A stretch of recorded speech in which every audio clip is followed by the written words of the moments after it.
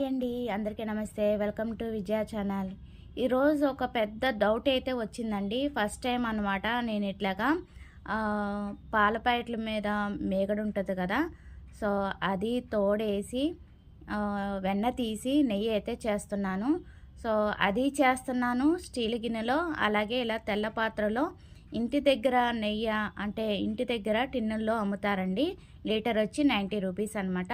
So అది ఇది సపరేట్గా చేస్తున్నాను అనమాట.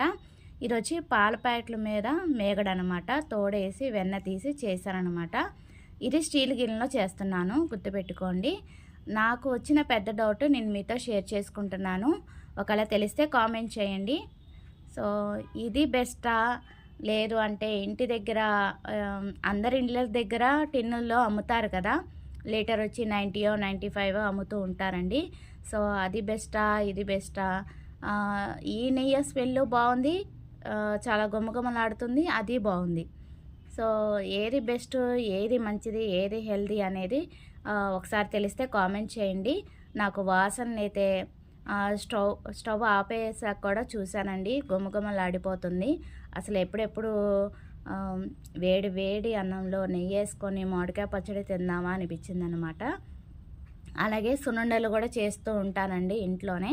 సో అది కూడా చెయ్యాలి. సో అది స్టీల్ గిన్నెలో చేశాను పాల మీద మేగడతో. సో ఇది వచ్చి తెల్ల గిన్నెలో చేశానమాట. ఇది వచ్చి ఇంటి దగ్గర పాలు అనమాట. బాగా మరగబెట్టి దాని మీద ఉన్న అంటే ఫ్రిడ్జ్లో స్టోర్ చేశాక బాగా మందంగా వస్తుందండి మేగడ. సో అది వచ్చి ఫ్రిడ్జ్లో స్టోర్ చేసుకొని ఇట్లాగా ఒకరోజు బయట పెట్టి తోడేసి వెన్న తీసి మిక్సీలో చల్లటి నీళ్ళు పోసి వెన్న తీసి నెయ్యి అయితే చేశానండి. సో ఫైనల్ టెక్స్చర్ అయితే ఇలా వచ్చింది.